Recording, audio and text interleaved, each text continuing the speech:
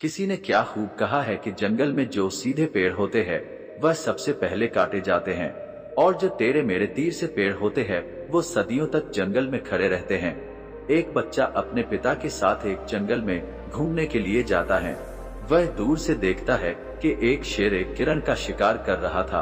उस बच्चे के मन में यह दृश्य देखकर एक करुणा का भाव उदय होता है। वह अपने पिता से कहता है कि पिताजी, ये हिरण तो कमजोर है और वह शेर उसको खा रहा है, हमें उस हिरण को बचाना चाहिए। ये सुनकर पिता कहते हैं, लेकिन वह शेर भी तो भूखा है, अगर तुम हिरण को बचाओगे तो तुम शेर के लिए बुरे बन जाओगे, तो इस परिस्थिति में तुम क्या कर सकते हो। अब ये बात हम सब के लिए सोचने की है कि एक जगह जहां हम किसी का फायदा कर रहे होते हैं, दूसरी जगह किसी का नुकसान कर रहे होते हैं। जैसे एक सिक्के के दो पहलू होते हैं, उसी तरह अच्छाई और बुराई के भी दो पहलू होते हैं। तो सवाल ये है कि किसी आदमी को कोई अच्छा काम करना है, अच्छा बनना है, तो वो किस तरह का काम करे जो किसी को आहत न पहुंचाए। तो आज की जो कहानी मैं आपको सुनाने वाला हूँ, उसमें आपको कर्मों का पूरा ज्ञान मिलेगा कि असल में कर्म क्या है और कर्म अच्छे कर्म क्या होते हैं। इससे पहले कि आप इस कहानी में खो जाए, इस चैनल को सब्सक्राइब जरूर कर लें। तो चलिए एक कहानी शुरू करते हैं। बात उस समय की है जब गुरुकुल में शिक्षा ये हुआ करती थी। मतलब गुरुकुल में बच्चे सीखने के लिए जाते थे, वहीं पर रहते थे, वहीं पर प्रकृति का आनंद लेते थे और वहीं पर अपनी शिक्षाएं ग्रहण करते थे। ऐसे ही वेणुवन गांव का मोहन नाम का युवक गुरुकुल में पढ़ाई करने के लिए जाता है। उसके माता पिता उसे बचपन में ही उस गुरुकुल में भेज देते हैं। गुरुकुल में जाने के बाद बहुत सालों तक वह अपने सहपाठियों के साथ बहुत अच्छी शिक्षाएं ग्रहण करता है। उसे वहां पर जीवन के सिद्धांत सिखाए जाते हैं। उनमें से एक सिद्धांत ये सिखाया जाता है कि हमेशा भलाई का काम करो, अच्छा काम करो, सबकी मदद करो। ये ज्ञान मोहन के दिमाग में बहुत गहरे से बैठ गया था। इसीलिए जब वह वापस गुरुकुल से अपनी शिक्षा ग्रहण करके आया तो वह अपने गांव में सबकी मदद करता था, हर किसी का काम करता था। कोई भी युवक उससे कोई काम करने के लिए कहता तो वह मना नहीं करता था। लेकिन जैसे जैसे समय बीतता गया, एक दिन उसने अपने कानों से छुपकर सुना कि गांव के कुछ युवक उसका मजाक बना रहे हैं। वह सब कह रहे हैं कि वह तो फायदा उठाने के लिए बना है, उसका खूब लाभ उठाओ, जितना हो सके वह किसी के काम को मना नहीं करता। वह दूसरों को काम करने के लिए अपना काम भी छोड़ देता है। बताओ कितना मूर्ख है। ये सुनने के बाद मोहन के कानों में खून उतर आया। वो निष्पक्ष भाव से सबकी मदद करता था, सच्चे दिल से करता था, लेकिन बदले में उसे क्या मिला, ये सुनकर उसका दिल सहम गया और उसने मन ही मन में निश्चय किया कि आज के बाद वह किसी की भी मदद नहीं करेगा। और अब मोहन गांव का ऐसा युवक बन चुका था जो किसी की मदद नहीं करता था, चाहे कोई कितनी भी परेशानी में क्यों ना हो। मोहन को कोई फर्क नहीं पड़ता था। मोहन का ये बदलाव देखकर सब गांव वाले आश्चर्यचकित रह गए। कल तक जो दया का सागर था, इतना दयालु था, कुछ ही समय में इतना निर्दय बन गया। ये देखकर मोहन के माता पिता को भी उसकी बहुत चिंता हुई। उन्होंने अपने बेटे से पूछा कि बेटा, ऐसी क्या बात हो गई, तुम इतना क्यों बदल गए हो। तो मोहन ने कहा, इस जमाने में किसी की भलाई करके कुछ हासिल नहीं होता, ये बात मैं महसूस कर चुका हूँ। मैंने जीवन में जितनी भी गुरुकुल से शिक्षा ग्रहण की, वह सारी शिक्षाएं बेकार चली गई, वह व्यर्थ हो गई, क्योंकि ये संसार किसी का नहीं है। यहाँ सच्चे दिल से कोई किसी की मदद करता है तो उसको बेवकूफ समझा जाता है। और ये कहते कहते मोहन वहीं पर रोने लगा और इसके बाद मोहन बहुत परेशान रहने लगा। उसके माता पिता पहले वाला मोहन चाहते थे, वह ही मोहन चाहते थे जो सब लोगों की मदद करता था, लेकिन उनका बेटा कहीं दूर निकल चुका था। दिन ब दिन मोहन की हालत और भी गंभीर होती गई। एक दिन उनके माता पिता को पता चला कि पड़ोस के गांव में एक बौद्ध भिक्षु आया हुआ है और वह मानव स्वभाव के बारे में बहुत सारी बातें बता सकता है। इसीलिए मोहन के माता पिता मोहन को लेकर उस बौद्ध भिक्षु के पास पहुंचते हैं। जब वह उस गांव में घुसते हैं तो एक औरत एक बौद्ध भिक्षु को बहुत जला कटा सुना रही थी। वह उसको कह रही थी कि इनको शर्म नहीं आती, भीख मांगने के लिए आ जाते हैं, सुबह सुबह अपना काम तो नहीं करते, दरवाजे पर आकर खड़े हो जाते हैं और पता नहीं ऐसी क्या क्या बात है, लेकिन बौद्ध भिक्षु तो भिक्षा मांग कर ही खाते हैं। उन्हें तो सब कुछ सहना पड़ता है। इसीलिए वह भिक्षु एकदम शांत खड़ा हुआ था। उसमें क्रोध का भाव दिन का मात्र भी नहीं था, और जब उस भिक्षु को उस घर से भिक्षा नहीं मिली तो वह दूसरे घरों की तरफ निकल गया। ये सारा दृश्य मोहन भी देख रहा था। इसके बाद उसके माता पिता उस गांव के लोगों से पूछकर उस भिक्षु के ठिकाने पर पहुंचते हैं। वहां पर पहुंचकर वह देखते हैं कि ये वही भिक्षु था जो गांव से भिक्षा मांगकर वापस लौट आया था, जो गांव में भिक्षा मांग रहा था और जिसे वह औरत जली कटी सुना रही थी। उसे देखने के बाद मोहन और उसके माता पिता ने उसे प्रणाम किया और वो वहीं पर बैठ गए। उसके बाद मोहन के माता पिता ने सारी परिस्थिति उसे बयां की। उन्होंने अपने बेटे का जिक्र करते हुए बताया कि ये हमारा बेटा पहले बहुत दयालु हुआ करता था, सबकी मदद करता था, लेकिन अचानक पता नहीं ऐसा क्या हुआ कि अब ये किसी की मदद नहीं करता। कोई इसके सामने मर भी रहा होता है तब भी ये बिल्कुल उसे पानी भी नहीं पिलाता। ऐसा स्वभाव हो गया है इसका, हम कुछ समझ नहीं पा रहे हैं कि ये बदलाव अचानक से हुआ कैसे।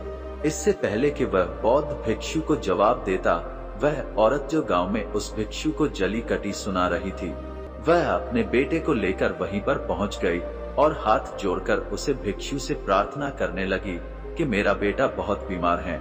अचानक से इसे बुखार आया और गांव के लोगों ने बताया कि आप इसकी मदद कर सकते हैं, कृपया करके मेरे बेटे को ठीक कर दीजिए। ये सुनकर वह बहुत भिक्षु तुरंत उस बच्चे का उपचार करने में लग जाता है और कुछ ही देर बाद औषधियां देने के बाद वह बच्चा बिल्कुल स्वस्थ हो जाता है। ये सब देखकर वह औरत उसे कुछ भिक्षा देकर प्रणाम करके वापस लौट जाती है। ये सारा दृश्य मोहन भी देख रहा था। मोहन के मन में एक सवाल उठ रहा था और जब वह इसका कोई जवाब नहीं ढूंढ पाया तो उसने उस भिक्षु से पूछा, शायद आपने पहचाना नहीं, ये वही औरत थी जो आपको जली कटी सुना रही थी, जो गांव में आपको भिक्षा देने से मना कर रही थी। शायद आपने उसे पहचाना नहीं तो आप उसकी मदद नहीं करते। ये सुनकर वो बौद्ध भिक्षु मुस्कुराने लगता है। उसके बाद वो बौद्ध भिक्षु मोहन को बताता है कि दूसरों का अच्छा करने से कुछ अवस्थाओं में दुख मिलता है, लेकिन अगर तुम कर्मों का सिद्धांत समझ लेते हो तो अच्छाई और बुराई इसके सारे भेद तुम्हारे सामने स्पष्ट हो जाएंगे। मैं भली भांति जानता था कि ये वही औरत है, लेकिन मैंने बिना कोई द्वेष का भाव रखे हुए वही किया जो मेरा कर्तव्य था। जब आप किसी की भलाई या किसी की अच्छाई बिना किसी लालच के करते हो, बिना किसी बदले के करते हो, बिना किसी द्वेष के करते हो, वही अच्छी होती है। लेकिन अक्सर हम लोग जब किसी की मदद करते हैं तो हमारे मन में यही भावना बन जाती है कि बदले में वो इंसान भी मेरी मदद करे। लेकिन जरूरत पड़ने पर जब वो हमारी सहायता नहीं करता तो हमें दुख होता है। इसीलिए किसी भी इंसान के साथ बिना कुछ पाने के भाव से उसका भला करो और उतना ही भला करो जितना तुम्हारा सामर्थ्य हो, मतलब तुम्हारी आर्थिक और शारीरिक क्षमता के हिसाब से, ताकि कल को अगर वो इंसान तुम्हारे साथ बुरा व्यवहार भी करे तो तुम्हें उसका खेद ना हो, उसका पश्चाताप ना हो कि मैंने तो इसके लिए इतना कुछ कर दिया और ये मेरे साथ अब ऐसा व्यवहार कर रहा है। इसीलिए किसी का उतना ही भला करो जिससे तुम आहत ना हो। दूसरी बात, किसी दूसरे परिवार के झगड़े के बीच में तुम कभी मत पड़ना। अगर कोई पति पत्नी आपस में लड़ रहे हैं और वो पति अपनी पत्नी को पिट रहा है और तुम उसे बचाने के लिए पहुंच जाते हो कि तुम औरत को क्यों पिट रहे हो, तो ऐसा करना तुमको संकट में डाल सकता है, क्योंकि वही औरत जिसकी तुम मदद करने के लिए गए हो वो ये कह सकती है कि ये हमारी आपस की बात है, तुम्हें इससे क्या लेना देना, और इसका तुम्हारे पास कोई जवाब नहीं होगा। इसीलिए दूसरे के फटे में कभी टांग मत डालना अगर ऐसी स्थिति कभी पैदा हो जाए। तीसरी बात, अपने विवेक का इस्तेमाल करो। अपनी आंखें खोल कर देखो कि किसी वास्तविक रूप से मदद की जरूरत है और कौन ढोंग कर रहा है, क्योंकि अक्सर लोग दया का पात्र होने का दिखावा करके आपको बेवकूफ बनाकर आपसे मदद ले लेते हैं। जैसे कि आज के युग में हम बहुत सारी जगहों पर देखते हैं, बस अड्डों पर, रेलवे स्टेशन पे बहुत सारे छोटे छोटे बच्चे भीख मांगते रहते हैं। अब उसमें दो स्थितियां पैदा होती है, अगर आप उनको भीख देते हो तो आप भीख मांगने को बढ़ावा देते हो, और अगर भीख नहीं देते हो तो वो बच्चा शायद आज खाना भी ना खा पाए। इसीलिए ऐसी स्थिति में आपको अपने विवेक का इस्तेमाल करना चाहिए। आप उसको पैसे देने की बजाय खाना खिला सकते हो, या कुछ किताबें दिला सकते हो। इसीलिए सही तरीके से मदद करने के लिए विवेक का होना बहुत जरूरी है, वरना तो आपके धन का दुरुपयोग ही होगा। और एक बात जो समझने की है कि किसी की भलाई करनी है तो खुद की भलाई करो, क्योंकि अगर तुम खुद जीवंत हो गए, अगर तुम खुद बदल गए, तो पूरा जमाना अपने आप ही बदल जाएगा। इसीलिए कहीं आपने अपने मन में यह भ्रम तो नहीं बना रखा है कि मैं तो अच्छा इंसान हूँ और मैं दूसरों की मदद करता हूँ, तो वो तुम्हारा अहंकार का रूप है। इंसान कभी भी आखिर तक पूर्ण नहीं होता, और जो अपने आप को पूर्ण समझ रहा है वो धोखे में है। इसीलिए दूसरों को बदलने की बजाय खुद को बदलने पर ध्यान दें, और इसके लिए आपको भीड़ में भी अकेला रहना सीखना होगा। आप सबके साथ है, सब में उपस्थित हैं, लेकिन अंदर से आप एकांत है, अंदर से आप शांत है, अंदर से आप मौन हैं। जब आप अपने मन को देख लेते हैं तो आपकी अंतर्यात्रा चालू हो जाती है। अपने अंदर के एकांत का आनंद उठाने के लिए आपको ध्यान में उतरना होगा। आपको रोजमर्रा की जिंदगी में ध्यान को एक हिस्सा बनाना होगा, ध्यान को वक्त देना होगा।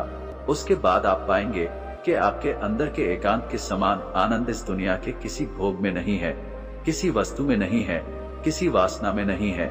नदी के किनारे पड़ा हुआ छोटा सा पत्थर भी उस नदी के बहाव से कट कट कर बहुत मुलायम हो जाता है। उसमें कोई दरार, कोई कोना नहीं बचता। उसी तरह ध्यान के निरंतर भाव में बहने से उसी तरह निर्मल हो जाता है, जिसके बाद हम किसी भी चीज को महसूस कर सकते हैं, जिसके बाद हम वर्तमान का मतलब समझते हैं, जिसके बाद हमारे अंदर करुणा का उदय होता है। वो करुणा जो किसी विषय वस्तु से नहीं जुड़ी हुई। इसीलिए दोस्तों, आज से ही अपनी अंतर्यात्रा चालू कर दें, अपने जीवन के आनंद को पहचानें, क्योंकि इंसान की जिंदगी बहुत छोटी होती है। पता नहीं कब आखिरी सांस आ जाए, तो जीवन के जो पल बचे हैं उन्हें उस परमानंद में डुबा दो। तो दोस्तों, कैसी लगी ये कहानी आपको कमेंट सेक्शन में जरूर बताना, और अच्छी लगी तो इस चैनल को सब्सक्राइब जरूर करना। मिलते हैं